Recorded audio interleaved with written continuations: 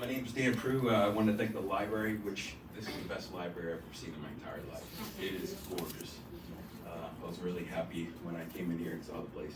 My name is Dan Proulx. I'm a problem animal control agent, which is a pack agent for abbreviation.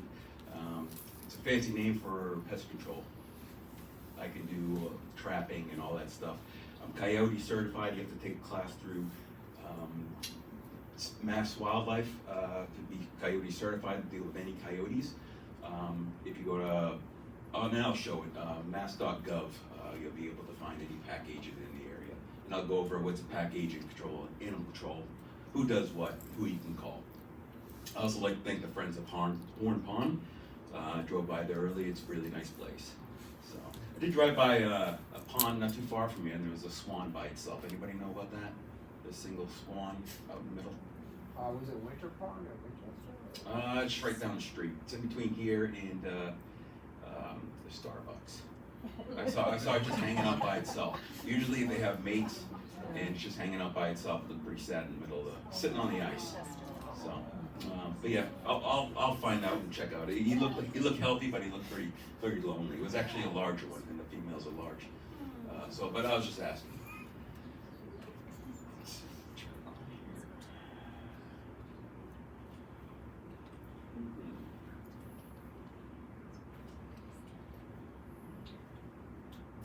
Stuff doesn't work.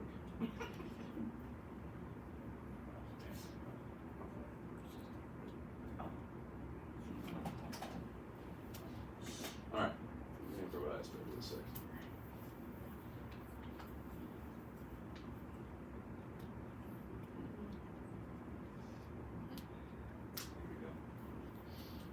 There we go. All right, we're good to go. I'm an assistant animal control officer at Marblehead. I used to be a full-time animal control officer for Swampscott. I decided to kind of get out of that, the domestic stuff full-time, and do wildlife full-time. So since I live in Marblehead and I'm certified to be an animal control officer, I'm on the books for animal control. I usually cover holidays, or if there's an emergency and they can't find a backup, I usually cover for that. So I try to stay away from the animal control. There's domestic stuff. I'd rather deal with wildlife. I'm a Marblehead Animal Inspector of Animals, which I check farms, people have chickens, and stuff like that. If any bites happen, coyote bites, dog bites, cat bites, they have to get quarantined, and I handle that stuff. Again, I'm a problem animal control agent. I volunteer at the Marblehead Animal Shelter, and that's where I got started, like 8 years ago. I started working there, or volunteering there, and it's all cats. It's like 98% cats, and occasionally we'll get a dog here and there. And when you learn how to handle a feral cat, you learn to pretty much handle any wildlife. Feral cat is a very vicious animal when it gets angry. And I also volunteer at Wolf Hollow, which I'll get into in a second here. This is the rescue that I have. If you have any rescues that you need, I'll give you a card. If you have any questions about wildlife, anything, just text or call me. I prefer you text. I'll respond faster to that if you text me. And on Facebook, Dan's Wildlife Rescue, sometimes I post some stuff that I do. Again, I volunteer at Wolf Hollow. We've got a couple other volunteers here.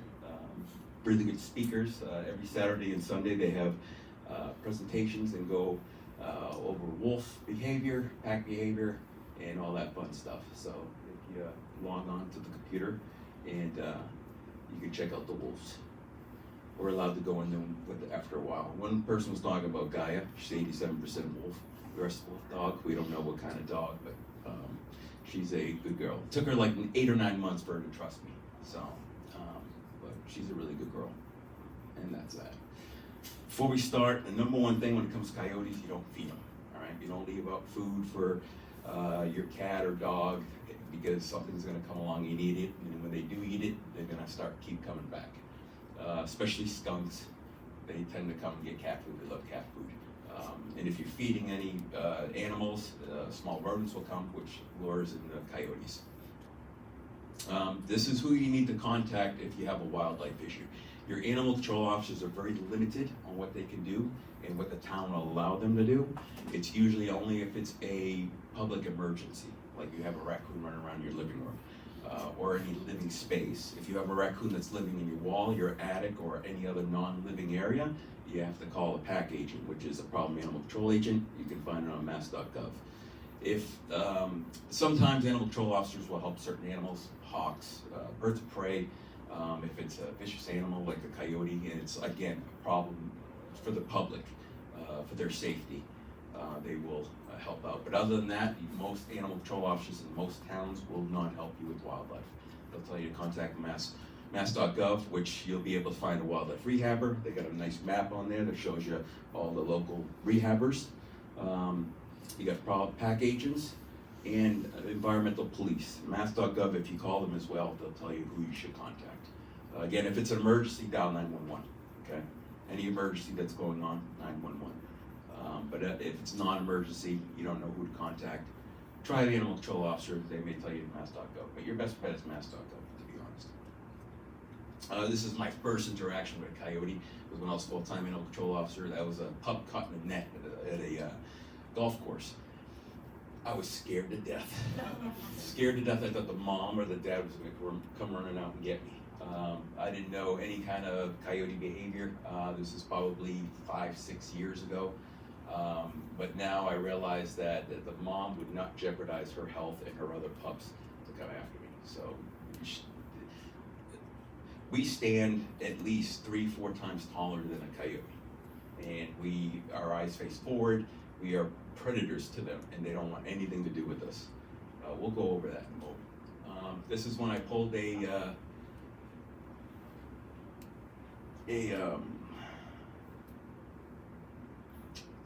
coyote out of a boat. Let me see.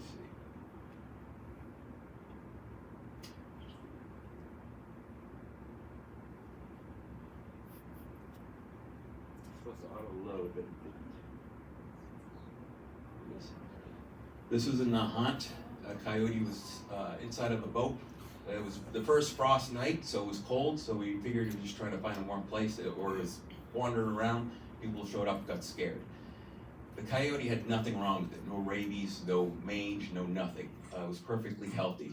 So by law, anything that you take out of a property, it has to be released on property. So if you call a pest control agent to get a raccoon out of your attic and he takes it away, they have to kill it. Or dispatch it is what they say. It's illegal to relocate any animal. We'll go over that in a moment. But this was another interaction I had. That's an illegal trap in Massachusetts. It's usually used for raccoons to box trap. This area, they'll put the food in, they stick their head in, and usually it closes and breaks the neck. This pup coyote wandered in someone's backyard and put its mouth, someone had it illegally set up. So it took us 4 or 5 days, with a group effort, to capture this coyote. We finally got it. It had to be put down. Any predator that has a broken jaw has to be put down. There's no real, you don't want to repair it, rehab it, let it go, and then it break again and die. So, but we still haven't caught the person. It's still like a $5,000 reward. And you gotta forgive me because I'm still getting over a cold. It's been a while, but yeah. Coyotes originally started in the Midwest. As we built and expanded, they traveled east, west, south, and north. When they traveled up to the Great Lake area, some of them mated with wolves, which gave us our large coyotes that we have here now in Massachusetts. The first coyote sighting was only 72 years ago here in Massachusetts. So that wasn't very long ago, to be honest. They're now in Martha's Vineyard. Mass Wildlife was denying that, in which, we agreed because, how can they get over to the island? But there was plenty of trail cams that started showing coyotes running around. Only problem is some that got there were habituated. We had one issue where a coyote came out of the woods, chased the dog around the house, ran right by the owner, trying to get the dog. It was a little dog. But I went there, we did a presentation, the whole town, the whole island got together, even the hunters were helping out. They are now really well with organizing what they do if they have a problem animal with coyotes and stuff. So they're good to go. I'm not too worried about it. There's no issues there. You got an Eastern Coyote and a Midwest Coyote. Um, our coyotes, like I said, are larger. This is actually a Marblehead Coyote, and it is that one up there. You can see the size difference to where our coyotes are much larger, and yeah, that's why when you see a huge one, it does have some wolf DNA, and we'll go over that. Coyotes are great for rodent control, as we know. They're omnivores. They pretty much eat everything and anything. They do like small mammals, though. That's their favorite. They're opportunistic, meaning that whatever they may run across, they're gonna eat. They're gonna have. That's why if you have your cat outside, your cat may be in the wrong place, wrong time. And it's usually when it's raining or the wind's blowing hard, the cat doesn't hear it, comes around the corner, it's too late. Usually cats will get away. And as you can see, like on the internet, you'll see dogs that are lost for days, little dogs, and still turn up. So it's a matter of just being in the wrong place at the wrong time. A coyote won't go around and sit and wait for its prey. It's always on the go. And whatever crosses its path, if you can eat it, you'll eat it. They did a DNA test of 462 coyotes, and it came back 26% had wolf DNA, and the other was 10% domestic dog. The alpha male and alpha female is simply just the mom and dad. It's just a word that we are trying to get rid of when it comes to labeling them. A pack is pretty much the mom, the dad, and you have the siblings. If the mom and dad feel that there's not enough food, not enough space, they'll push the pup out, which will be a disperser. And the transient is one that's pushed out. We had a lot with the wildfires going on in the area, and I probably had more calls than in the last 3 years for coyotes. They were all over the place. So, but they weren't bothering anybody, and it wasn't really much of an issue. So that's good. Breeding season's February to March. It's coming up. That's when they're a little bit more aggressive towards dogs, especially male dogs, because you get the males running around looking for love, looking to mate, and so they're a little bit more protective during the breeding season. Birthing season is through April through May, and litter size usually 6 to 7, maybe less, maybe more. It all depends on how much food there is and how much space there is. What we did find was several years ago we were having a lot of attacks in Nahant, Marblehead, Swampscott, all of that area.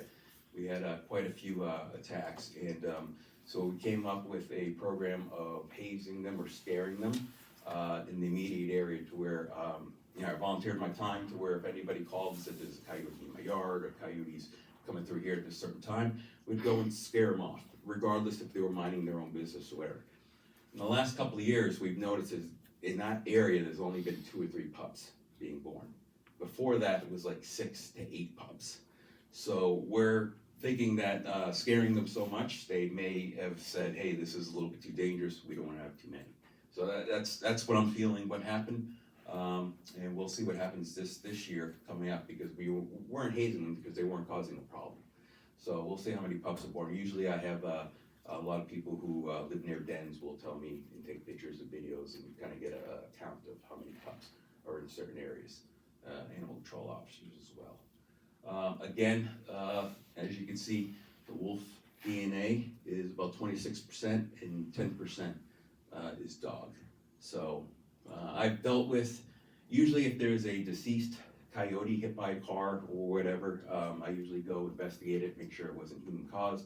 If it was healthy, how old it was. You can tell by the tartar on the teeth. It's like a dog. The more tartar on the teeth, the older it is. The lightest coyote that I ever picked up that was a full male was 27 pounds. I could literally pick it up with my hand, put it in the bag. The heaviest I got was 39 pounds, which was it was a really, really big. It was the biggest one I've seen, and I thought it was more than 39 pounds, but it was only 39 pounds. It was the largest one I've seen in the area. The average lifespan for a coyote is 3 to 4 years, but it also depends where they live. If they live out in the woods, in a forest area, of course they're going to live a little bit longer. If they live in the suburbs, cars is their #1 predator. The car hit by cars is, I'll go over that number in a second here.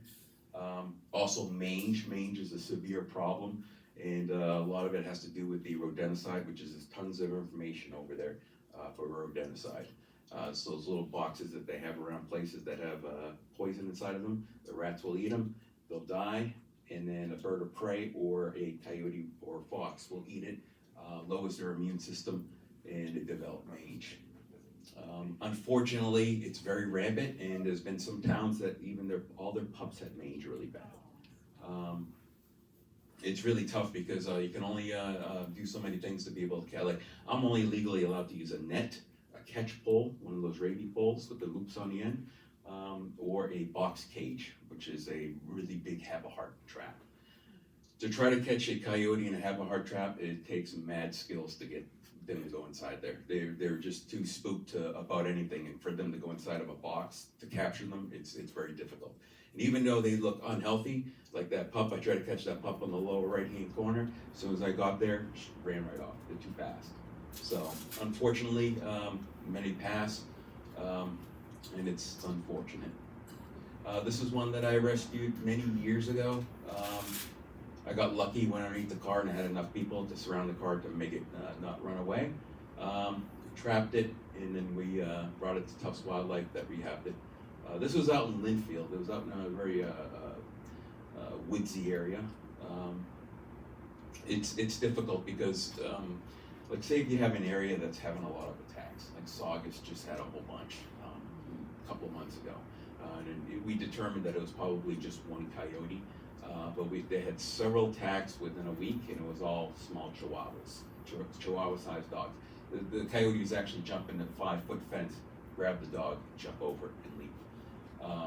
So when you get a mangy coyote in an area where there's been attacks and a lot of problems, it's really difficult to say, hey, you know, let's trap this, rehab it, and set it free backward, because you get, like I said, you cannot relocate a coyote. I'll go over that in a second why you can't. Hit by cars all the time, especially during the breeding season. This was just recent. This was in Swampscott, across from a Whole Foods. There's a golf course on one side, and this guy was trying to travel across the street, got hit. It was a male. 95% of the coyotes that get hit by cars are males, especially during breeding season. That's what I've noticed. I usually have DPW or animal control officers check the sex of the animal before it's taken away. Usually, a lot of times they don't make it. And again, predator for jaw bust or leg bust, usually put down. Also, the brush fires dispersed them a lot. And inexperienced older pups. We've had probably 2 on the North Shore that were hit by cars. They were younger. So in the past, I would say 2 years, I probably, and this is the only ones that I know of. There might have been ones that I don't know of, but we probably had 7 hit by cars and killed on the North Shore, Salem, Marblehead, Beverly, all that area. So that's quite a few coyotes, and then usually I tell people like ACOs and DPW to kind of share that information, because a lot of people are afraid that the coyotes are multiplying and they're not dying, and they're not dying off. So you got mange, you got hit by car, so there is sort of a control when it comes to the population in the suburbs, because we don't have hunting. In rural areas they have hunting, and again, taking away a mom, a dad from a pack usually disrupts it and causes issues. And usually, people think if you shoot and kill a coyote, mom or dad, you think, they're all gonna pass away. But they all disperse, or a new mom or dad comes in and they just repopulate. So it doesn't matter what you do, they're gonna repopulate. They're here to stay. Why can't we relocate coyotes? One big one is they're very territorial. So imagine taking an adult coyote from Eastern Mass and putting it in Central or Western Mass into another pack's territory. So now you got him on the run, and as soon as he leaves that territory, he's in another pack's territory. So possible transmission of diseases. So if that healthy coyote runs into one with mange or rabies or anything, and they fight, now you got 2 that have a disease. And it goes for all wildlife. Say if you have a hard trap and you trap a raccoon that is getting into your garage, it's illegal to take it out to the woods somewhere far away and release it. It's a $500 fine. and it goes for all wildlife, even mice and rats and all that stuff. So be careful if you trap something and you say something to somebody. Some people will post it online saying, "Oh, I captured this guy and I released it," and it's like, it's illegal to do. Again, it's not fair to the animals. Plus, people will trap them during the winter time and relocate them. Say if they trap a squirrel in the winter time, relocate it, you just kill that squirrel because that squirrel's been spending all that time building a nest, collecting nuts, and now it has no food source. So, you have a question? Is that a new law? Because years ago, probably 12 years ago, no, actually, probably more than 15 years ago, I had squirrels in my attic, and they were trapped by a company that does that, and they relocated them. I would say, to be honest, I don't know that answer. You'd have to Google it, but I know that now that's illegal to do. If a pest control agent comes and traps something, they cannot relocate it. So then what's the point? Well, there's like when I do word of mouth pest control, meaning like say if you have something living underneath your shed or something that's living in your house, what I do is I do one-way traps. I put a one-way trap up, it leaves, can't get back in, and then I take something like this and I put it in the yard, and they don't come back. It's a good way to control small populations. Get you a $70 Amazon coyote. You put it in your yard, and I've set up trail cameras, which I'll go over trail cameras. I've set up trail cameras to where to see the reaction of other coyotes. I've had coyotes come running up, look, take off, and never come back. Yeah. But honestly, you can do that. The thing is, though, is you have to move it around. You can't let it sit there for months. So every day, make it a hobby of just putting it on the corners of your house, this and that. And you can also take something like this, put it in its mouth, and you can even take the back legs off and have it sit. Okay. So anytime I do a job, I do a humane job, I do a one-way door, and then I take it out. If it has babies, we'll go ahead and put the mom out, put the babies out, and the mom will come, take the babies. Usually, like raccoons, will have secondary and third places to bring the babies. I actually, not too long ago, did that with 5 babies that we took from a ceiling in a bathroom, put it outside, and I set up a trail camera, but I didn't get it on camera, but one of the babies was squealing really bad, and the mom took one, was gone for a while, came back, and a coyote showed up. The mom came, grabbed one of the babies, coyote came close, she chased off the coyote with the baby in its mouth. So, but let's hold questions to the end, unless it's something that you don't understand. I'll probably will answer that, and at the end, if you have a question, I'll answer that. Why do coyotes howl? The number one reason is communication amongst the pack. It's very much saying, "Hey, Bob, where you at?" He's like, "I'm over here." Also, it's what they're doing is they're communicating with each other. They're also communicating with other packs that are distance in their own territory. They're kind of saying, "Hey, don't come over here. This is our place." That's why they howl. They'll pee on stuff, poop on stuff in certain areas to prevent others from coming into their territory. They have their own custom howl. Each one, it's kind of like if your brother or sister yells from across the room, and you'll know who it is. They are pretty smart. Turkeys are like that too. Actually, I found out turkeys know they have their own frequency and their own call. And they yip and yap. From working with the wolves, I've actually been paying attention to how they howl and how they communicate. And then there's been times, because I live near a golf course and there's a pack out there, and I live near Salem, there's another couple packs up there. But I've noticed the further the coyotes are away from each other, the longer the howl is. The closer they are, the more that yip and yap and screaming, and it's crazy sometimes hearing them howling with each other. But I've noticed that the further they are, the more they sound like wolves. They give a long howl, kind of like yelling to each other. So I thought that was interesting. How far do they travel? It all depends. You Google it, it'll tell you 10 different answers. But I kind of narrowed it down to 3 to 10 square miles. Again, but it's Depends on where you live. Suburbs, they really don't go that far because there's not much room. But some can go up to 40 miles, 40 square miles. And the thing is you ever notice that you have a pack living near you, you can hear them all the time, and all of a sudden you don't hear them for a month, month and a half? It's because they go to different areas. What they do is they could come to an area, they get all the food, and then they travel to another area that they own and get all the food, and they go to another area, get all the food, and then they eventually make their way back. So, and it's hard to determine who's who and where they go, and really the only thing you could do is put a GPS on them, which costs a lot of money. The state doesn't do it. There was a guy a while back that did a book, I forget his name, he actually was able to trap some in box traps, which is very impressive. But again, it costs a lot of money. The state's not gonna GPS a bunch of coyotes just to see where they go. Also, this guy's got a little advantage on the other coyotes that he runs into because now he's got a protection on his neck. So if he gets into a fight, he's able to protect himself. So there are pros and cons to it. Coyote pups, born between April and May. I got a video here, and this is my favorite video. There's some pups in the backyard. The mom would leave them, and the woman was too scared. Resident was too scared to go into the backyard because it is scary that you have coyotes in your backyard.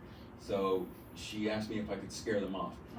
They got so used to me coming to where that video shows them running off, and you can hear my car in the distance coming. They actually, if you work on scaring coyotes in your area, they will know who you are. They can smell over a mile away, and they can identify you. So if you go and chase a coyote into the woods and you're touching all the branches all around and you leave, that coyote, when he comes back, he's gonna smell your scent. So after a while, the coyote started knowing who I was or am. And a lot of times if someone called and said that there are coyotes in my backyard, I would just go there, touch everything, and then leave. And a lot of times it didn't come back. So they're very smart. You have to use their smarts against them.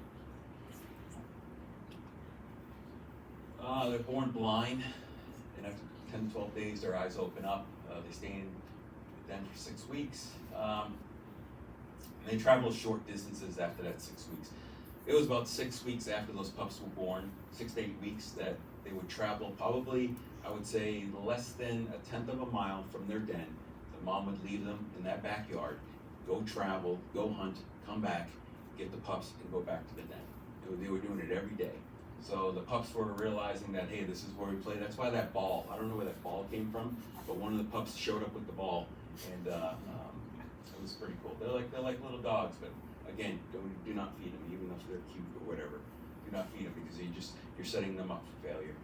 They're going to become problematic. I'll show you a couple of videos of habituated coyotes in a second. End of summer, pups will disperse. Then our summer, early fall, we had all those fires. Again, it dispersed. It just made everything chaos. They were all over the place.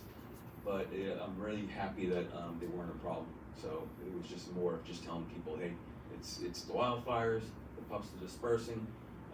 So we'll see what happens this birthing season of how many pups they have in all the areas that had fires. Coyote dens could be out in the woods. A lot of times they look like this, and this is in Boston, underneath someone's house. It was on the news not too long ago. They pretty much will find any area that they feel safe in and have dens. These guys were going too close to the den. And you think you have like a 70-pound dog, and your 70-pound dog is safe, that's a 70-pound dog. And he bit on the leg and on the butt. Poor guy almost had surgery on the butt. But usually larger dogs, they'll bite on the butt. Smaller dogs, they come from the top like a claw machine to pick them up and run off. At the end, I'll go over the coyote vest, which I promote. I don't make a profit off of it, but I push it like I do.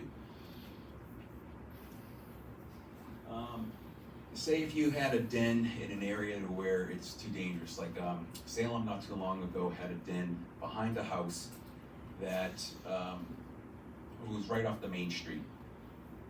That dog on the top there was bit just walking down the street. 2 coyotes came out and bit him, ran off. Next day, same thing happened. So we're like, what's going on? Turned out there was an abandoned house that was overgrowth in the back, and there was a den in the back. And this was like probably 4 houses from the main road near the university. So what you do is you simply set up something like this would scare them all off. This is called scare tape. Right. And what you would do is you put a bunch on the string, and you would tie it to 2 trees. And it would spook the heck out of the coyotes. Right? The wind blows, the sun shines on it, and you just, if you had a den in your backyard or an area that you didn't want them anymore there, what you would do is you would set something up like this. You'd set up a couple of things like this guy. Motion activated stuff, so when the mom comes out, dad comes out. Little things like this. Little things like that. You got a coyote that's coming through your backyard and you don't want it anymore, get yourself a motion activated device, set it back there, and when he comes around the corner, it's gonna scare the heck out of him. Okay? I'll go over more of how to scare him. But if you were to do that in a den area, the mom has a secondary den somewhere. She'll take the pups and go. So if it's a dangerous area, or when I say dangerous, I mean people walking by all the time with their little dogs, little kids, you know, we're not, when I scare and haze them, I'm thinking of protecting the coyote. I think of protecting the public, but I'm also protecting the coyotes. We got a problem, one that's going after little dogs, or it's in an area to where people are just really upset and scared. Me scaring the heck out of it protects that coyote, and it protects all the other coyotes. So that's the way I look at it, and it's been working. Escorting and stalking. You get a lot of people on Facebook that'll post, or Instagram that'll post, hey, I just had a coyote that was following me and wanted to eat me and my dog. Usually it's in a wooded area, usually their dog's off leash, but usually it's in a territory to where the coyote's just interested in that person and the dog. They're just wanting to see what you're doing, where you're going, what's going on. You know, they got their siblings, they got their mate, they don't want anything to happen to them, so they're just kind of following you. Escorting, it's a normal, common behavior. They stay a certain distance. Each dog, each coyote has its own invisible wall. Say if I had a loose dog that was running around town, and I found him and I got out of the car and I looked at him and he looked at me and I took 3 steps towards him, he would take 3 steps back. If I walked off away, he may come a little bit. So that you can tell what a dog's imaginary wall is. Same thing with the coyote. There's an imaginary wall that they keep a certain distance. So if you have something that's following you and you start walking towards it, it's gonna walk away. And if it's walking away, it's just escorting you. It's not wanting to get you and your dog. Okay? They also break eye contact. They'll look at you and look away. You know, they'll sniff the air and stuff like that. When they're stalking you, which is uncommon, they'll come closer and closer. That imaginary wall doesn't exist. They won't break eye contact. It's just like if a coyote sees a prey, you know, a rat or a rabbit or something like that, it's not gonna take its eyes off. It's not gonna sniff the air. It's gonna put its head down and stare at it. So that's the difference between stalking and escorting. Trail cams, I'm really big on trail cams. You can get a super cheap one, which is, they're all battery operated, AA's, but you can get a super cheap one that takes an SD card that goes into a computer or goes into an SD card reader, and you can view what the camera captured. Each one has infrared, and they can actually see at night, to where even if you put one in your attic, you'll be able to see a bat flying around. When it shines the light, it makes the eyes glow. So the more money you spend, like this, the ones I have, they're like a Ring camera. They're a little bit more expensive. This is on average about $120, and you have to get a subscription if you want to do the Ring camera thing, and it costs about $100. $100 unlimited video, unlimited pictures. But I really love these, because if you wonder what's coming through your yard, all you got to do is get one, put it in your yard, and it'll tell you exactly what's coming and going. And I use them whenever I do traps, to make sure, because I don't like something staying in a trap all night. If I'm trapping a mom to get her out of the garage or something like that, I know exactly when she's in the trap. So, also, there's ones that have little TVs in them. This one doesn't, to where you just view it inside the trail cam. But again, it's a matter of how much you want to spend, and I always encourage people to get them. I always tell people after the first snow, if you want to see what's coming through your yard, just go look. You can see the tracks. You have a coyote print and a dog print. As you can see, usually just the two front claws of the coyote will show, and then a dog, usually you can see all four. Also, a coyote will make a perfect X. Most dogs, you can't do a perfect X. And lastly, most coyotes have oval shape, and most dogs will have round shape. So that's the difference of checking out operators. Also, if you got a trail of which looks like a dog coming through your yard and there's no other footprints, it's a coyote. Okay. You know, if you're at the park or something like that and you see a dog trail and you see footprints right next to it, it's someone's dog. Okay. So a lot of times after the first snow, if it's a trash day, I'll usually drive around the area to see where all the tracks are. I went to one place in Salem, not too far from Marblehead, that were complaining about coyotes, and every single trash can had like 2 or 3 tracks to it. Okay, hazing and scaring, okay? I really don't like the word hazing, because when we think of hazing, we think of like high school sports and all that stuff. So I'm been trying to push the word scare instead of haze, but that's how it's labeled, how to do it. Again, you're gonna stand tall, wave your arms, stomp your feet. Never back down. A lot of the coyotes, they're super smart to where they know you're just gonna go, hey, get away, stop, and then stop and leave. So that's why a lot of people are like, oh, I try to haze him or scare him and he didn't run away. It's because they're super used to it. You know, they're used to knowing that, hey, this person's just acting crazy, and then they're gonna stop. So that's why I started chasing. Me, I personally chased them. I'll go over that, which the state just started saying to charge at them. You know, to kind of take a couple of steps. You know, they really don't want to say run after them because, you know, you may fall, something may happen, and then they're saying, oh, Dan told me to chase after them. But I encourage people to chase them. You know, it's the thing when it comes to chasing them, from my experience, and I got a video of me chasing one, they always will stop about 20, 30 feet and look back. And if you're still running at them, the look on their face, they're like a squirrel. They get all scared and they just run off. And you do that one time, they usually don't come back. Especially if you chase them deep into the woods. And again, if you touch all the sticks, disrupt the area, get your scent all over the place. Sometimes they say, you know, you can pee in the area. That's kind of marking the territory. So, hazing tools, loud horns, flashlights, whistles. I got free whistles if anybody wants to take one at the end. They're pretty good whistles. Again, the coyotes are kind of used to this stuff. Half the time the air horns work, half the time the whistle works. But people will call me and say, hey, you know, I saw a coyote out in the woods, I was with my dog, and I did that whistle that you gave me, and it ran off. And I believe that's great. I think more of the suburban coyotes that come from the woods and walk around town, usually not scared of that stuff. So sometimes you have to do aggressive hazing, and I'll go over that in a second. These guys, people were upset that I was chasing off coyotes that just minding their business laying in the people's yards. That guy's sunning in the sun.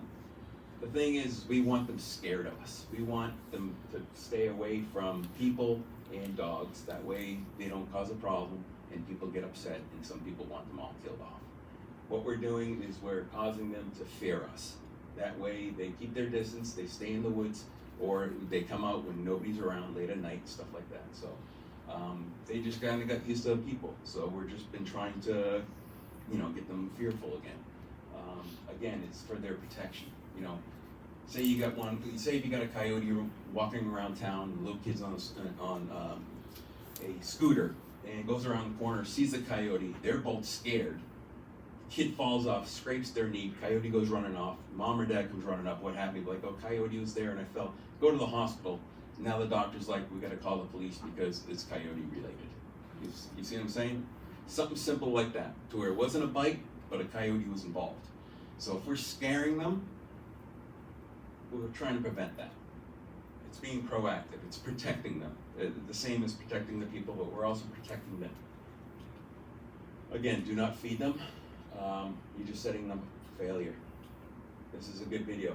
This is a coyote in Salem. He almost was put down. We almost had to put him down because he was really habituated. We probably spent a good week and a half scaring the heck out of this guy, and he ended up kind of staying away from people because we hazed him really well. But what I did and what I usually do, there was people running around this track, right? And they were like, oh, someone's German Shepherd's laying in the field. And then someone realized it was a coyote. So someone called me and I thought it was hurt because people were running around, walking around the track, and the coyote was just laying there. He's just habituated. So when I show up and I have a coyote that won't run away, usually I'll throw my glove or something acting like it's food to see its reaction.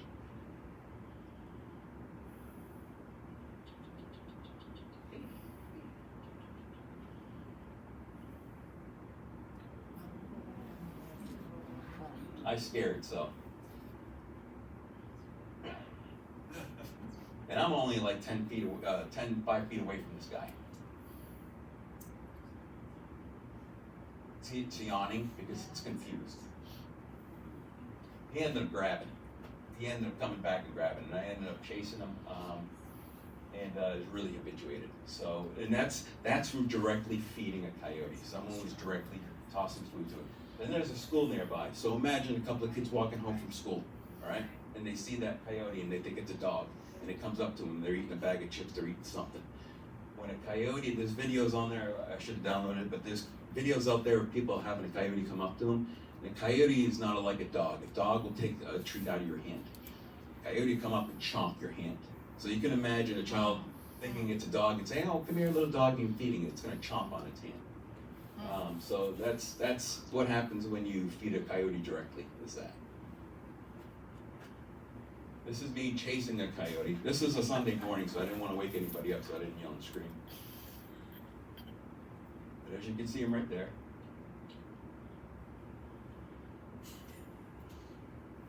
And they're like a squirrel. Treat them like a squirrel. All right? If that guy had rabies, and I'll go over rabies in a second, if that guy had rabies, he wouldn't have ran off like that. It's a super healthy coyote, perfectly healthy, and that's all you got to do is chase him off. And if everybody were to do it, Salem did that. We had all these residents get together. Everybody got whistles. Everybody was known to charge after the coyotes. And after about a week and a half, the problems they were having with coyotes running around during the day around areas and kids and dogs, it stopped. They didn't go to another town. They just stayed in the woods because you could hear them at night howling. People were asking me if I killed all the coyotes in my area. I probably had at least 5, 6, 7 people ask me if I killed the coyotes off. And I said, no. I said, you hear them at night? And they're like, yes. I said, we just scared them enough to stay away from public areas. Again, for their safety. You work together. If you have coyotes coming through your yard, and you get little kids playing, you got little dogs, and you're scared to chase it off, and it's not reacting to regular hazing or scaring, get your neighbors involved, call animal control, call me, and what we do is I go to different houses, I give everybody instructions, I give them whistles, and if you have coyotes come through the area, you just call your friends, you call your family, you text them, and you say, hey, there's the coyotes in my backyard, everybody go out and scare them. So imagine 5, 6 people coming out of the houses screaming, yelling, chasing off a coyote. He's not coming back, okay? It's just a matter of not being scared of them and chasing them off. Aggressive hazing would be macing it. And if you do carry mace, I suggest that you carry gel mace, okay? Because like say if the wind's blowing towards you, you spray at the coyote that's coming after your dog, or coming too close to you and your dog, and it's gonna blow in your face. Gel will go and stick to the coyote, okay? And then he goes back to his family and he's like, hey, you know, I get the stuff all over me, and then they put their faces all over. It's not gonna kill them, okay? It's protecting them. And if a coyote's close enough to you and your dog to be able to spray with gel mace, it's too close. Okay? A problem coyote is a coyote that comes close to you with your dog on a leash.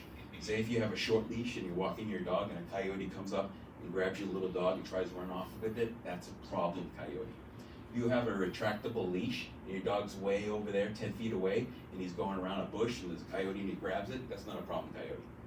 All right, it's just bad timing, bad place. He sees it, it's prey to him, a small dog. 5 to 15 pounds, your dog's gonna get attacked by a coyote if it runs into it. So again, using gel mace also protects you. I mean, there's all sorts of dangerous things out there people do, you know. I sometimes hike to the woods in Salem Woods and stuff like that, and there's times where I'm like, you know, it's a little bit scary walking past some people. So you never know. I suggest you can go to Kittery Trading Post in Maine, pretty much get anything there, and it's legal. You can get bear mace if you want, okay? It's legal. Protect yourself. I used to promote these guys, bomb bags, and there's some here if somebody wants them. They're great for like elderly people too scared to go out or feel, you know, intimidated by the coyotes. But all it is it's kind of like, you know, those ice packs where you break, it mixes with the chemical and you put it on, it gets cold. Well, there's a pack in here, when you break it, it expands and it pops. It's kind of like if you're taking a juice Capri Sun bag and you're popping it, same thing. So if you got a coyote that's coming in your backyard that's sunning and you're scared, you don't want it there. I was telling a lot of people giving these out in Salem to where, you know, pop 2 or 3, throw them out your door, close the door, they go off. They're pretty loud. I used to set them off during presentations, but it scares some people. Again, it's like stepping on a Capri Sun, but they're called bomb bags, right? 14 and older. Yeah. It's not gonna hurt you. I've held some and they exploded. I'd be more worried about what chemicals inside. My biggest fear was when I was giving them out back then was the town was going to get mad that people were just leaving all these bomb bags everywhere. So I said, if you use it, go back and get it. Don't leave it. But it's a bomb bag. You can get them on Amazon. Don't try to haze or chase a coyote that's acting odd. Everybody pretty much has a dog or knows a dog, and you can tell the behavior of a dog and a cat, and you can tell when something's sick. Same thing with a raccoon. If you get a raccoon that's stumbling, falling over, it's got distemper or rabies. Most of the time it's distemper. But this is a video of a coyote trying to bite through a glass window, a sliding glass window. You've probably seen it online. But usually they'll show their teeth. A lot of times they stumble. And a lot of times they may come after you. Okay, we've had probably, I would say from my experience in paying attention to the news and stuff, we probably had maybe 2 or 3 attacks in Massachusetts, and it turned out the coyote had rabies. Fall River has a lot of rabies in that area. They actually dropped rabies bait balls that prevented rabies in the area because they had so much. They dropped via helicopter, but it's really rare. The coyote's a rabies vector animal. You got bats, foxes, coyotes, skunks. Possums can't get it. Their body temperature's too low. So having possums in your yard is the best thing. They eat ticks. They eat tick larvae. They can't get rabies. They're seldom sick. They're great. They look horrible. I'm not gonna lie. Babies are cute, but an adult possum is kind of ugly. And they only live 3 or 4 years. Yeah. So it's great to have turkeys and possums in your yard. Okay. So if you have them coming through your yard all the time, you can go out there and have a picnic. You probably don't have spiders. You probably don't have ticks. None of that stuff because they eat that all. Keeping coyotes away from public areas. If you have problems with things getting into your trash can, like if you have a hole, whatever, get a replacement. Because the thing is it's not really the coyote getting into your trash. It's kind of other animals getting into your trash. So now you have rats, rodents, and squirrels getting into your trash. So that's an attractant. That's an area that has, you know, a coyote knows that, oh, this street has all these garbage cans that have holes in them, no lids, and there's so much animals coming through here. So it's not necessarily going after the trash. They may, but a lot of times they're looking for small rodents. Don't overflow your garbage cans. Again, clean your grills. That's a big one. You want to prevent as much proactiveness of getting rid of small rodents that come along because it prevents coyotes from coming around. This actually is a town, not this town, but when they started having coyote problems, there's woods behind there. Coyotes were coming around here all the time. We actually had to get the town to have the health department go and find a bunch of places that were allowing this. That's the first thing I do whenever there's an attack or a problem, is I look for a feeding source. A lot of times it's something like this, or somebody's got like 4 or 5 bird feeders in their backyard. You know, I'm not against bird feeders. I'll go over bird feeders. And again, Nahant did a great job. This isn't Nahant, but Nahant did a great job of of locking up their trash cans and making sure putting lids like this to prevent any kind of tipping over and giving a food source. So eliminating food sources usually gets rid of the coyote activity. Paprika works really well. Say if you have a compost, you can sprinkle a whole, get your big container of it, make sure it's not gonna rain for a few days or a week. Put a nice coating all around the outer edges of your compost. A lot of animals don't like it. Rodents don't like it. Raccoons will come along, step on it. It's kind of like mace. Again, it's not gonna kill them. It's just protecting the coyotes from coming around and being an issue or causing an issue indirectly or directly. A lot of times you get a lot of mammals that will live underneath your porches. Again, you have a food source of the coyotes. If you put fencing, leave nothing for them to go under and hide, stuff like that, it prevents rodents from coming along. We had a big problem with people feeding turkeys in certain areas. They're taking seeds and they're throwing it out to the grass. It's not really the turkeys. A healthy coyote usually doesn't go after a healthy turkey. Turkeys are really difficult to catch.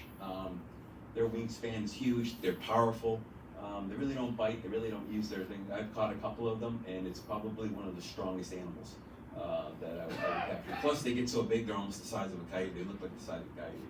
Usually when they're injured, or if they go after the poults, which is the babies, that's usually when they get a turkey. But again, it's not the problem of the turkeys, it's the rodents that are coming around. That's what the coyote's looking for. Bird feeders, they make waste free, and if you put some paprika in there, or mix it with your seeds, get a bag, put a half a can of paprika in there, shake it up, the birds don't mind it. Their sense of smell is very low. That way if there's a baby bird and you pick it up and you put it in a nest, the mom's still gonna take it. It's an old wise tale saying that the mom's gonna reject it because she can smell you. It's not true. They have a poor sense of smell. So they'll still eat the bird seed. But the thing is, when that stuff drops to the ground, it's coated with paprika. The rodents don't like it, they won't eat it, they won't come around. Usually that works. Or you can put a big pan underneath your bird feeder, so when the feed falls down, you can dump that feed, that waste, every few days. Here's a good example. I had a coyote that had severe mange, really bad mange, and was coming in someone's yard to sun. And she had a nice area to where I was able to possibly trap the coyote if it was in there. When I went in there, there was a little path that went to somebody else's backyard. It was all fenced, and I moved the trash barrel over, and I went to go look. I couldn't find him, and I left. That coyote never came back. And he was coming there every day for like 2 weeks. I went there, just moved the trash can where he comes through, and he didn't come back. So just rearranging your furniture every once in a while spooks a coyote. I've had trail cams in the woods monitoring coyotes. If I went out there and I did anything, coyote wouldn't come around for 4 or 5 days. I didn't rearrange anything, I just was out there, and it gets smelly. After 4 or 5 days, you can start to see the coyote in the distance kind of looking, and then after a while, it continues its regular path. So just rearranging your stuff does a lot. Plenty of light. Again, we get so many people that send me ring cam videos of coyotes running through, the light comes on, they don't care, they're used to it. It's switching it up, but again, you want lights to be, for you to be able to see. You want to be able to see what's going on. So again, lights really don't scare coyotes, unless they're not used to it and you put a new light and they come and hey, what's that? But after a while, they get used to it. This guy is probably the best thing you get in the summer. You put it in your yard, you connect your hose, get a sensor on it. Anytime anything comes across, sprays it. You're not gonna have anything in your yard. Only problem is in the wintertime it freezes, you can't use it in the wintertime. So they sell these on Amazon, yeah, it's like $40, $50, and it is the best thing you can do to get. It keeps everything out of your yard. I own this guy. This guy is my favorite because he's big, he's large, and when it's motion activated, it stands up and roars and goes back and forth.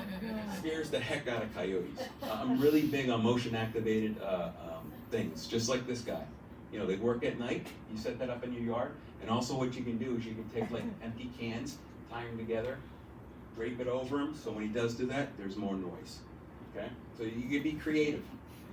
They're not coming back. There's one time that this coyote, I tried this out, I put this on and I went running into the backyard to go chase him off. He never came back. Never came back.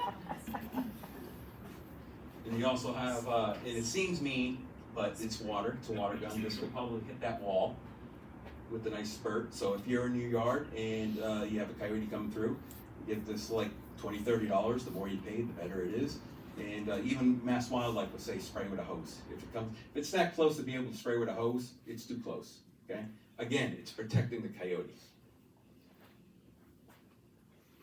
Things like this. I got this at Marshall's for $6.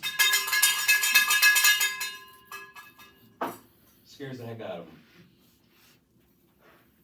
You have these guys, which you can get online. Usually I don't set it off, but I'm gonna set it off. And it's good for humans as well. So if you're walking along and you have it on your leash and you see a coyote, you just pull it out. All right. Cheap, you have this, you have your gel mace, you got your whistle, you're good to go. Okay. What is it called? It's just that's a good question. I would say, if anybody's got a suggestion what it's called. Sonic button. Sonic button. I would say Sonic buttons. something, a device, just a wild animal. I don't know. To be honest, I don't know. Also, things like this, cap gun. Everybody, when they were a kid, played with one of these guys, right? Cheap. You go out to your backyard. It's in there. A couple of bang, bang, bang, bangs. But just call your neighbor and say that you did it, so they don't think something's going on. Again, you have the scare tape that you hang up. It's called scare tape or malar tape. And again, you drape it. You tie a couple just to a tree. You don't have to put it on a string. It blows. It scares them. It spooks them. Scare tape. Again, you want to keep animals out of your yard. They sell natural stuff that you can spread and get rid of the rabbits. You do it early, way early spring still when it's frosting. You put it out there. You get fake owls, fake hawks. You got to move them around though. You have to move them around. You can't just leave them. Coyotes and golf courses. Golf courses are anytime there's any kind of attack on a dog or an issue with the coyote, I always look at the map and I zoom out and I'm like, there's a golf course. They love golf courses. And they got a water source, they got an open field, they got tons of rabbits and stuff going through.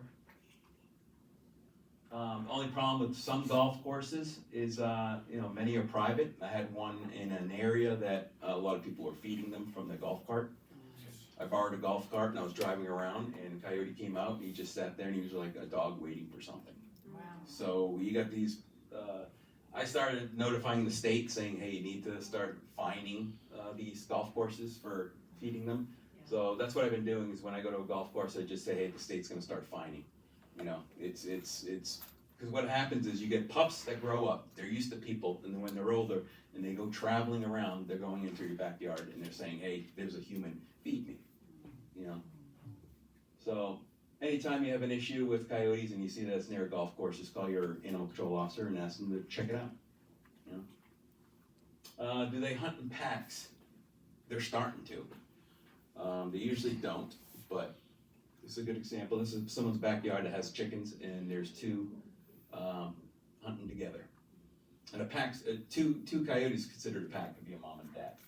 So, but we've had 6 traveling together, and the most we counted was probably 8 or 10 in a certain area, not here, traveling together. But the thing is, I've never had an issue with multiple coyotes attacking something, unless it was, Salem had that issue where there was 2, but like 90% of the time, it's usually just a solo coyote. So that's the one thing, and then we've had coyotes, a pack of coyotes surround a couple of people in certain areas, and they didn't attack the dog, they didn't do anything, so, I don't know. Okay, we're getting close to ending here. Domestic pets and coyotes. Your cat should stay indoors, right? I used to be a wildlife rehabber, and I got so tired of people calling me and saying my cat got a bird, my cat got a baby this, my cat got a baby that, and it's repetitive every year. And it's like the devastation that a cat does to wildlife is terrible. And also, if it's not vaccinated against rabies, cats are a rabies vector animal, just like dogs. That's why we get them vaccinated. So just keep your cats indoors. I know some cats can't stay indoors and it's hard to keep them indoors. I understand that, but if you let your cat out and a coyote gets it, it's your fault. Sorry. Dog safety. Never, ever, ever let your dog go out by itself, especially at night, especially early in the morning. Sog has had that issue with a couple of dogs being snatched, and a lot of times it was the dog was out by himself. Occasionally, if it's a problem coyote, it'll come up to the leash dog, grab and turn around off. It's usually a Chihuahua-sized dog, but never ever let your dog out by itself, especially in a non-fenced-in area. Again, they can jump 5-6 feet. I suggest that you get tall 8-foot planks. Those usually will keep them out. Can coyotes jump fences?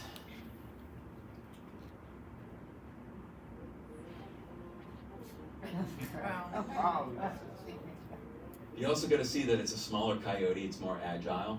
I wouldn't expect a larger, heavier coyote. This is I think Arizona, so they have smaller coyotes, so they're more agile. I wouldn't expect probably an Eastern Coyote doing that. Not many of them possibly can do that, especially a fence like that. But they can jump a fence like this easily. Okay, so just remember that. This is a roll bar. It's expensive. If you want to spend the money to prevent something from jumping over your fence, they try to jump on that. It rolls and they roll right off. Okay, that's the website you can get them. Again, it's pricey, but it's up to you. I'm really big on silencing your dog tags, because when you're walking your dog, especially at night, you want to surprise the coyote. You want the coyote to be surprised and you not surprised to see the coyote first. As soon as the coyote's surprised, you have the upper hand. So now when you scare it and run after it, he's scared. But if you have your dog tags and it's jingling along, coyotes are smart. They can hear from far away that it's a dog, especially little dogs. They get that little jingle and stuff like that. So I always say silence your dog tags. That way you're not walking around in the middle of the night and you're jingling all over the place. Okay?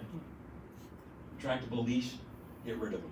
I always say they're only good for when you go camping and you tie it from one end to the tree and you go to another tree and you hang your laundry on it. That's the only use for a retractable leash.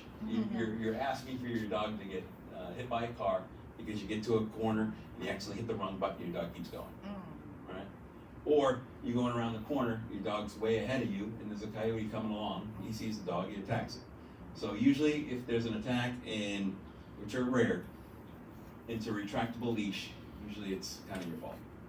Okay, because the dog's too far away from you. It's like a fishing line. Always stand next to your dog. There's areas where I drive through, and people have these little tiny dogs, and the dog's back there on the leash, and they're on their phone. And it's an area where coyotes constantly walk through there, okay? So always stand next to your dog. If you're in an area to where, there's bushes and stuff like that, I always suggest if there's bushes on either side, just walk in the middle of the street, unless it's a lot of traffic or whatever. But there's areas when I walk a dog, a coyote could just be like coming through that area and I don't know and I can't see. Sometimes the dog's a little further than me and I'm like, oh, this is a bad situation. So just be aware. I always say don't be scared, just be aware. Leash carry a whistle, and I always suggest if you have a leash, tie it to your leash, because when you see a coyote, it is startling. You're like, oh my goodness, it's a coyote, and then where's my stuff? Always have it tied to your leash. That way, just at least a whistle. I would say a whistle and mace. This is a couple of dog bites. So anytime there's a dog bite, I always go visit the person that the attack happened, and I get the story and stuff like that. This was Salem. Both dogs were Salem. As you can see, little dogs, they go after the neck, they go after the middle back, and they try to pick up the dog and run off with it. Okay. Coyote vest prevents that. It looks like it's heavy, it looks like it's strong, but this is plastic, right? And it's designed to where they're not able to bite down on the dog and take the dog away. They're not like wolves. Wolves go after the throat, or lions will go after the throat.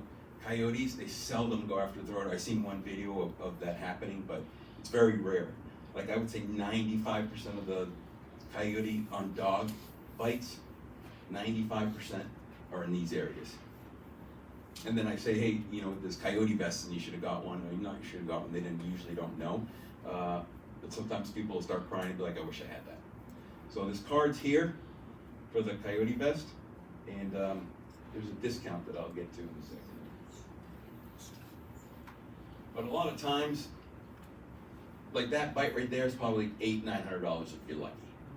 This guy was $6,000 because it was internal injury and had to get surgery on the other side. Okay, so they pick it up, they shake it, and they run off. And so it's sometimes people have to put their dogs down because it's like $5,000-6,000 and they can't afford it. That's a little dog I walk. That's her best. The thing is, she's at the beach, right? Look at all the big paw prints are on her. So it's not only for coyotes, it's that guy that shows up in the pickup truck from out of town at the beach when it's, dogs are allowed on the beach, opens up the door and he's got 2 huge dogs that come running out and he's like, hey, they're good, they're fine. And they go running up and what happens is they bump into that, and I've had a couple of big dogs yelp and run away. And the person get mad, It's like, too bad. Too bad. So it doesn't only just protect against coyotes, birds of prey. If you have a little tiny dog, 5, 6, 7 pounds, get yourself a coyote vest. They make spikes, collars. This would be good even if you just wanted to put this on your dog for the beach. Big dogs, they bump into that, or they even see that. It's like a porcupine. A porcupine looks like it's dangerous, and most things don't go after it. That's it. Any questions?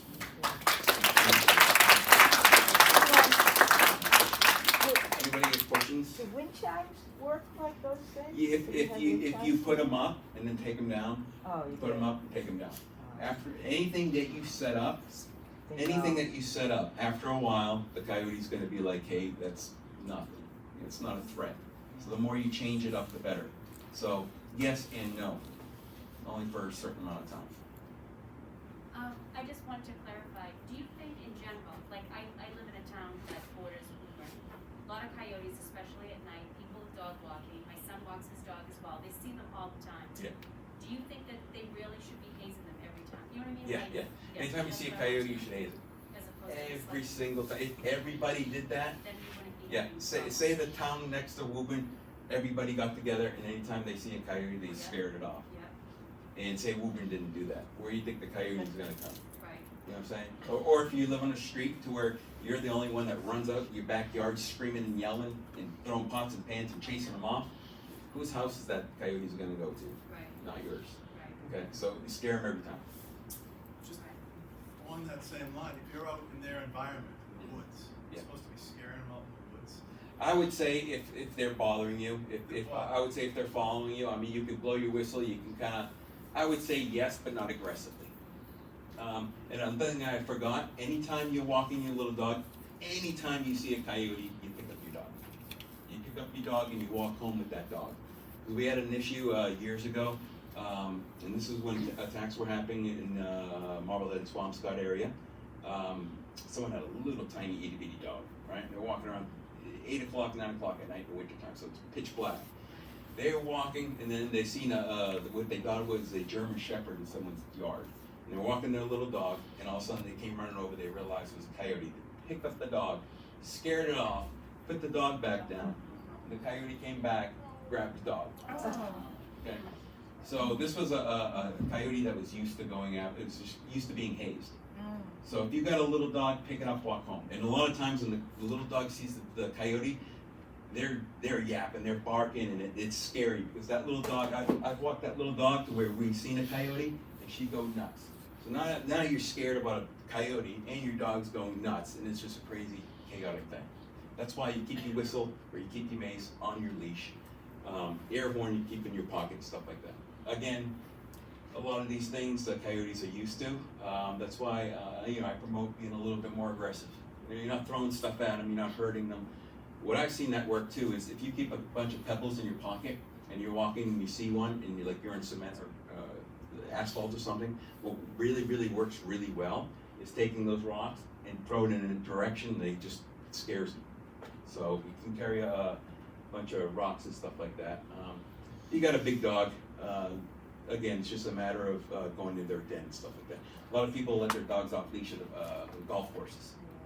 They get bit, and they're upset that their dog got bit on the golf course with the dog off leash. The thing is, when they post it online, everybody jumps on them and says it's your fault. So less and less people are posting that their dog was bit off leash at a breeding season or pup season. Another question, any other question? In Alaska, wolves have evolved to attack little dogs being walked while those dogs are answering nature's call. Yeah. The dog is hard to, it has a difficult time responding while performing this act. Mhm. Both small and medium-sized dogs, and I wonder whether coyotes might evolve here in the same way, having learned that a vest like that is difficult and that vest, for obvious reasons, will not go over the rear of the dog. Yeah, that's, he's asking like the vest not being able to fit on the rear of a big dog. Coyote Vest, which is the company, is actually trying to figure out a way to be able to have that for the protection of the dog at the rear end. You know, so they're working on it.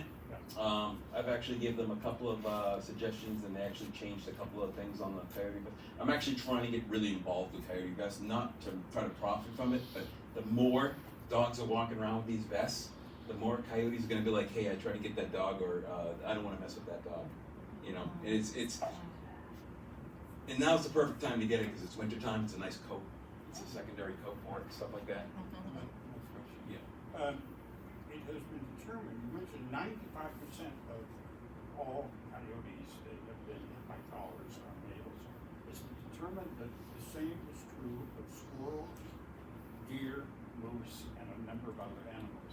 That they're all And males. one of the theories is that the males are, and this goes back to Africa, showing off for females, showing off for other males, and that the car is a predator they're competing with.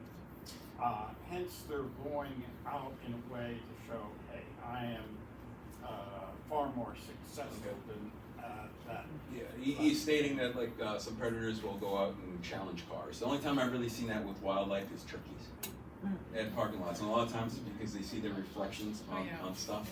But I would say a lot of times it's mostly turkeys, and I really haven't run into that problem in the suburbs with any But animals.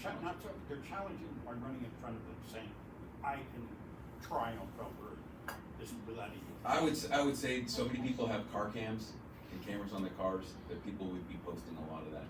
I mean, there's deer that aren't very smart that run out and get deer in headlights and stuff like that. So I would say not so smart animals will do that, but I wouldn't say really, you know, in my opinion. So Last question, why is it 95% male? a lot of times they're looking for love. A lot of times it happens during breeding season. So like last year during breeding season, I had 4 coyotes hit by cars early in the morning, like probably 4 or 5 o'clock in the morning, and they were all males. So, and a lot of times it's males, and a lot of times they're looking for love. It's during breeding season. You had a question? Yeah, just curious about kind of the, if there's a general schedule for coyotes. Asking because particularly this summer, there was some construction near the woodland, and so actually one took up home in my front yard for good portions of the day. I wasn't home because I would have scared it off, but it was interesting seeing it during the day, but then also at night I can see it on my ring camera, kind of just trotting through the neighborhood. Like, That whole thing that they travel at night and they only come out at night. Here's the thing, especially in the suburbs, there's a lack of food. And during the day, a good example is squirrels go to sleep at night. So during the day, they go after squirrels. So I've seen a lot of videos and ring cams of them going after squirrels. They come out at night, there's no squirrels. So some of them come out during the day. There's one guy that travels from Swampscott, goes through Marblehead, goes to Salem, and before we started hazing them, people would be like posting online. He was a big guy, we called him Big Boy. And he didn't bother anybody for like a year and a half, 2 years. He does the same thing. He still does it, but he goes out during the day. So many of them will travel during the day, some at night, but mostly at night. Especially the pack activity is usually at night. But again, there's food during the day. So, and that's all animals. And also there's construction going on. Like say if you just had someone cut down a tree and a raccoon was in there. Now there's no home and he's walking around looking for a home. Someone sees him, oh, the guy's got rabies, he's walking around. An animal with rabies wouldn't be able to walk a straight line. They wouldn't be able to climb something and walk along the fence. Like someone sent me a video, said I saw this raccoon during the day and it was walking along the top of its fence. I said it doesn't have rabies because it would be falling over drunk. stuff like that. So it's a little food driven, is kind of what you're saying. What's that? It's a little bit food driven in terms of their. I would say food. I would say if I had to guess, you know. If you have a little dog, do you need to stay out of the woods? I would say short leash, very short, coyote vest, and keep an eye out for everything. The fall with the wind blowing, I wouldn't stay out. The rain when it's raining, because a lot of deer hunters will go out in the rain and they're walking around. You can hardly hear the ruffle of the leaves because they're all wet. So if it's raining out or windy out, I would stay away from the woods, especially during the fall because they blend right in really well. But yeah, if you have a small dog, again, just be aware, and just if you see anything or feel anything, just pick up the dog. You know what is it easy to pick up a dog with those vests? Oh yeah. Yeah. Okay. Honestly, when I got this in the mail, I was like, it was so small, the package, and it was so light, and I was like, what the heck is this? And when I opened it up, it was coyote vest. It just looked heavy. Weighs less But than. I mean, in terms of the spikes, can you hurt yourself with them? Okay. Yeah, so they're not really dangerous, they're just a deterrent. Yeah. But if you were to bite down and it gets you in the gum of the tongue, it's gonna hurt. So if anybody else wants to feel it, pass it around. It's old. It's like a year old, so it's a little dirty. But she never goes out the house without it. You know, I walked her before I left, and she's not going out without it. Because we live in an area to where, you know, it's a lot of coyotes. Any other questions? Yeah. How successful are they at spreading? What are your theories telling you? Are their numbers increasing? The amount of coyotes, Yeah. I would say on the North Shore, the numbers haven't went up, especially when we started scaring and hazing them. Again, they were having less pups. Personally, in my opinion, I do believe it was because we were scaring them. Again, before we started doing that, they would have 6 or 8 pups, and now it's just like 2 or 3. And it was like all the areas that we were scaring them. So I'd ask the ACOs, say, hey, you know, they get people to start scaring them. So now the mom is scared because now they can't go in certain areas, public areas. They're a little scared. They're actually be able to regulate how many pups they have. So, I mean, again, sounds mean to scare them, haze them, stuff like that, but we're protecting them. I live close by in a condo, and we've got coyotes and den from us, so they're on the property a lot. Yeah. And many dog walkers, so we've been doing hazing. Probably hurt myself if I picked up a chunk of dogs for me. Yeah, she's saying that she lives near a den, and there's a lot of activity, and they're not phased. One piece of work just yesterday, one of them chased a American dog, like a last doors. She really got a shot and it was right up, like it wasn't afraid, it was Yeah. back down. And that's why on the North Shore we've been hazing the heck out of them, scaring the heck out of them. We just have to be more aggressive. And when I say more aggressive, I don't mean like slingshot or anything projectile to hurt and stuff like that. We did have in the state that they let me do it when we were having little dogs attacked in Salem. There was certain streets that was happening, and this is right after Nahant. And people are upset that they put some coyotes down in Nahant. It was actually 2. You can look up any pest control's paperwork that they turn in to the state. Like you can look up and see what I've done, stuff like that. But what I suggested to do was to allow me to walk around with a little fake dog on a leash, on a roller, and I designed a small dog, and it looked like a real little chihuahua. And they allowed me to use a paintball gun, and whatever coyote went and attacked the dog, I would hit it with it, close range. One was to teach the coyote, saying, hey, don't go after little dogs because this hurts. All right? It doesn't kill them, doesn't hurt them. They have thick skin. But 2, it's now labeled. We're using green dye. All right? Second night I went out, coyote went up right after the dog, tagged it 3 times. It stopped going after dogs. It's the only time we did it. I try to maybe have Saugus let me do it when they've had dog attacks, stuff like that. Because I feel if dog attacks start getting really bad, like in the hunt, it was multiple attacks, people were upset. And to say if they won't stop, even after hazing and scaring them, at least we know which ones are doing it because they're labeled. They've got a green dye on. So if they needed to be put down, we were putting down the correct one. We're not just going out and shooting innocent ones and stuff like that. So, but it's extremely rare that they're put down. I mean, you've seen the flack that they got for putting down some coyotes in the hunt. But, I mean, not to fearmonger or anything like that, but Arizona and California, they had a coyote that was going after little dogs on leashes, and then a small child was attacked in the same area. A year after that, after all that. That's why they started doing the paintball gun. They started using paintball gun, but just going out with one person was going out with a real dog. I wouldn't jeopardize the dog. And so I pushed and pushed and pushed to be able to do that, and it worked. So now we have that in the back pocket for that. Only problem is, and some organizations got on me about it, and I agree, to where some people might say, hey, they're shooting them with paintball guns. What can we do? It's against the law. And I put it out there to the residents. I said, if anybody's shooting projectiles at the coyotes and I find out, I'll turn you into the state. And it's animal abuse. So that's the only reason why that we were not wanting to do it.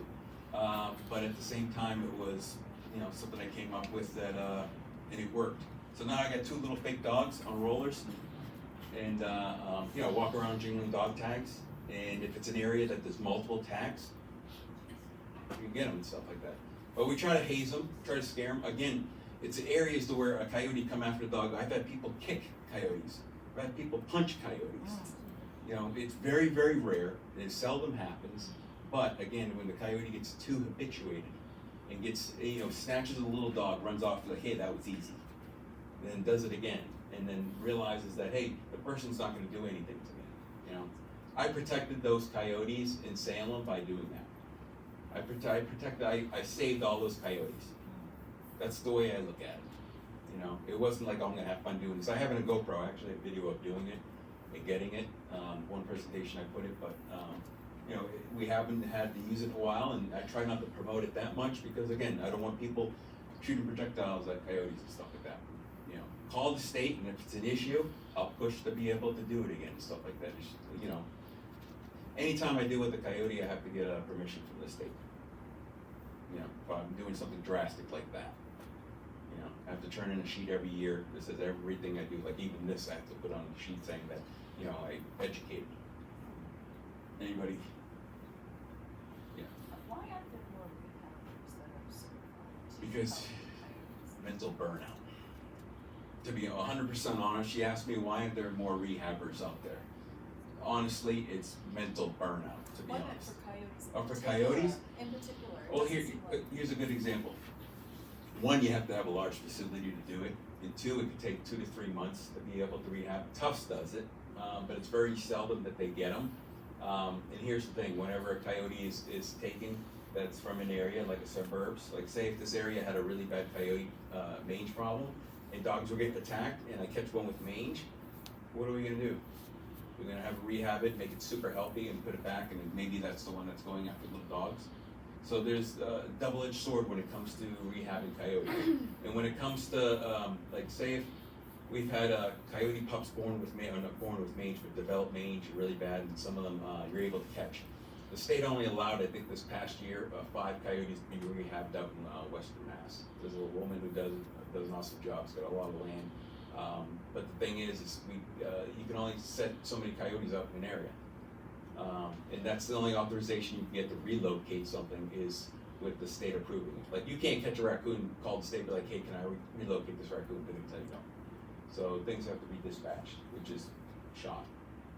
Unfortunately, that's how it is. But when it comes to regular rehabbers, it's burnout. I burned out. I'm gonna admit it. And then you're like, man, I'm doing all this for the little squirrels, little bunnies, this and that. It's especially tough when people are calling all the time. But I still do under my pack agent license, and technically it's not against the law for a resident to help animals. It's not against the law for you to see an injured seagull, pick it up with gloves, put it in a box, call Tufts Wildlife, say, hey, I have an injured seagull, can you take it? It's not against the law.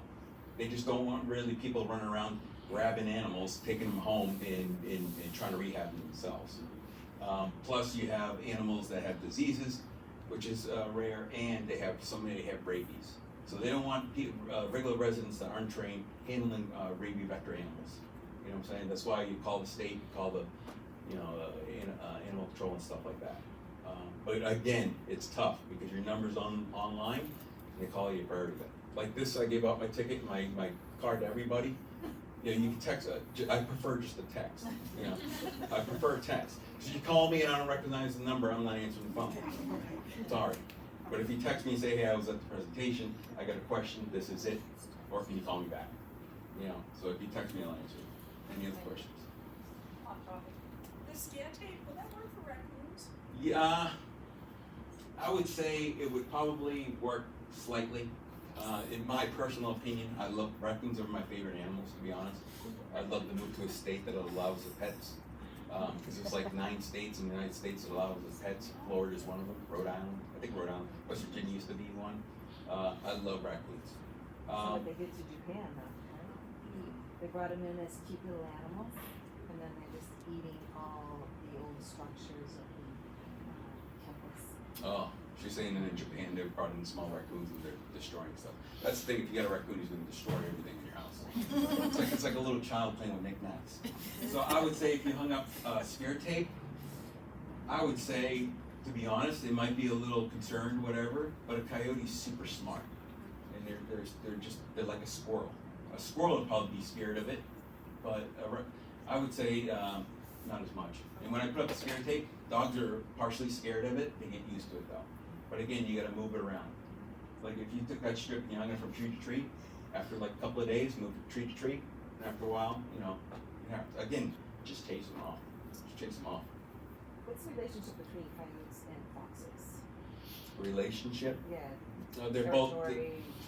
They both are opportunistic and they both eat rodents. I would say foxes. I seldom ever see a fox attacking a cat or a dog. You know, a cat can protect itself. Like I said, a feral cat or a cat that gets aggressive, it's like a mini lion. I've seen cats where I open up a cage, a feral cat, and I run up a wall, and I have no idea how it was able to grip on that wall.